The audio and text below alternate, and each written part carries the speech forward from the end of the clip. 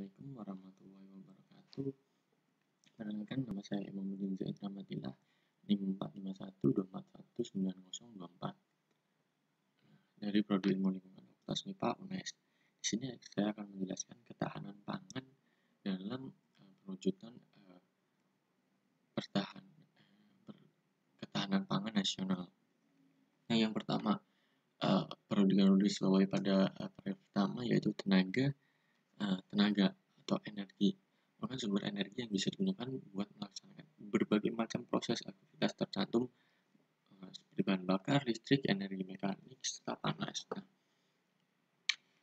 Sumber energi ini tuh merupakan biasanya menciptakan energi baik secara langsung maupun lewat proses konversi ataupun transformasi. Nah, sumber energi ini sebagian besar dari energi alam yang meliputi minyak serta gas bumi, batu bara, air, panas bumi, gambut, biomasa, serta masih banyak yang lain. Nah,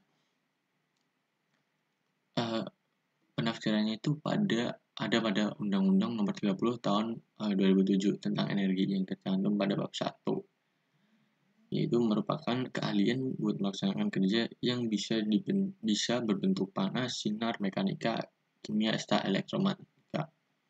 Nah, sumber energi sendiri ini dari alam. Ini itu wajib dimanfaatkan sebesar-besarnya untuk kemakmuran warganya, serta pengelolaannya itu wajib mengacu pada asas-asas pembangunan berkelanjutan. Jadi energi itu merupakan sumber energi alam yang bisa diolah manusia sehingga digunakan untuk pemenuhan kebutuhan energi. Nah, dalam sumber energi biasanya sebagaimana diamanatkan dalam pasal 33 Undang-Undang Dasar Republik Indonesia tahun 1945, itu kuasanya terhadap serta harus dipergunakan sebesar-besarnya bagi kemakmuran rakyat. Nah, untuk pengelolaan energi ini meliputi penyediaan, pemanfaatan, serta pengusahaannya wajib dilaksanakan secara berkeadilan, berkepanjangan, maksimal, serta terpadu. Seperti itu.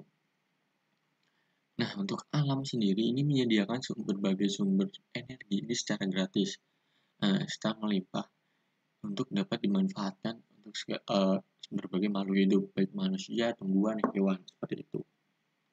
Nah, untuk menunjang kegiatan hidup umat manusia di muka bumi, tentunya perlu pengelolaan serta peningkatan energi yang telah ada di alam guna untuk memenuhi kebutuhan hidup, seperti itu. Menurut pasal Undang-Undang Nomor 30 Tahun 2007 ada beberapa asas untuk melaksanakan pengolahan energi, yaitu ada asas efisiensi berkeadilan, asas kenaikan nilai tambah, asas keberlanjutan, asas kesejahteraan warga, asas pelestarian guna area, asas ketahanan nasional, asas keterpaduan. Nah, dalam asas-asas ini itu tercantum dalam pasal 2 dan mempunyai uraian tiap bagian asasnya. Nah, melalui asas-asas itu untuk melakukan pengolahan energi dan pengusahaan itu diharapkan arah perusahaan, pembangunan dan pengelolaan energi nasional dapat mewujudkan pembangunan energi berkeadilan.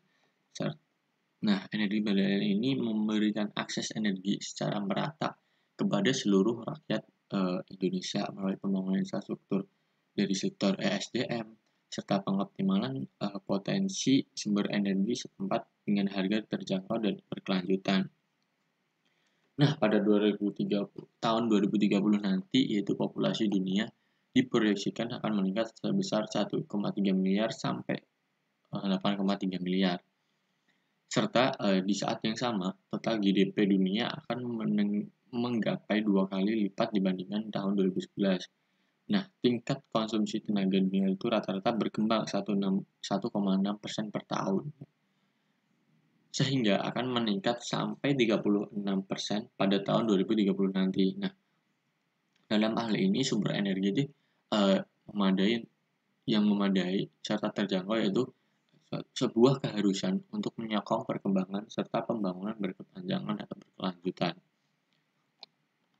Dan pada tahun 2012 Sekjen PBB itu sudah meluncurkan inisiatif Sustainable Energy for All atau CSE for All dan menetapkan pada tahun 2014 sampai 2024 nanti. Nah, pada forum ini dengan tema Leave No One Behind yang diselenggarakan di Lisabon, Portugal pada tanggal 2 sampai 3 Mei 2018. Forum ini itu bertujuan untuk pencapaian pada goals nomor 7 yaitu ensure access to affordable, reliable, sustainable, and modern energy for all dengan sasaran 3 khusus. Yang pertama yaitu ada akses umum terhadap listrik dan bahan bakar serta teknologi bersih untuk memasak. Yang kedua ada meningkatkan pangsa tenaga terbarukan dalam bauran tenaga dunia. Dan yang ketiga yaitu ada menggandakan laju kenaikan efisiensi tenaga dunia. Nah, dalam konteks nasional sendiri ini, penerapan diplomasinya yaitu penerapan diplomasi energi dikala ini difokuskan pada kerjasama antara lain dalam mengamankan kecukupan pasokan tenaga, pengembangan tenaga terbarukan, kenaikan akses terhadap tenaga modern, serta efisiensi tenaga. Nah, lebih lagi pemerintah Indonesia ini sudah menetapkan permasalahan ketahanan energi bagaikan salah satu prioritas pembangunan nasional sebagai dalam tercantum dalam UU nomor 30 2007 dan Permen nomor 12 tahun 2017 tentang pemanfaatan sumber tenaga terbarukan untuk penyediaan tenaga listrik.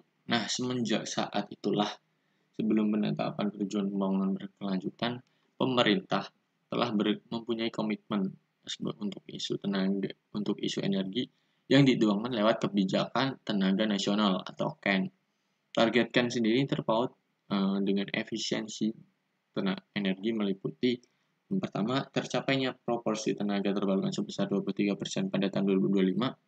Yang kedua, tercapainya elastisitas energi lebih kecil dari 1 pada tahun 2025 nanti yang diselaraskan dengan sasaran perkembangan ekonomi. Nah, di Indonesia ini berupaya melaksanakan akumulasi kapasitas listrik sebesar 35.000 megawatt pada 2014 sampai 2015. Nah, pemenuhan sasaran tersebut hendak dicoba untuk mencermati aspek area, pemakaian bermacam sumber, baik tenaga berbahan dasar fosil ataupun terbarukan. Upaya Indonesia sendiri ini ditingkatkan sumber tenaga baru terbarukan untuk mengupayakan pelestarian area terefleksi sehingga dapat terefleksikan melewati diterbitannya Peraturan Menteri ESDM nomor 12 tahun 2017 tentang pemanfaatan sumber tenaga energi terbarukan untuk penyediaan tenaga listrik. Nah, untuk langsung ke implementasi ya. Untuk implementasi sendiri dalam implementasi energi terbaru dan energi terbarukan dalam rangka ketahanan nasional telah berjalan sebagai mestinya.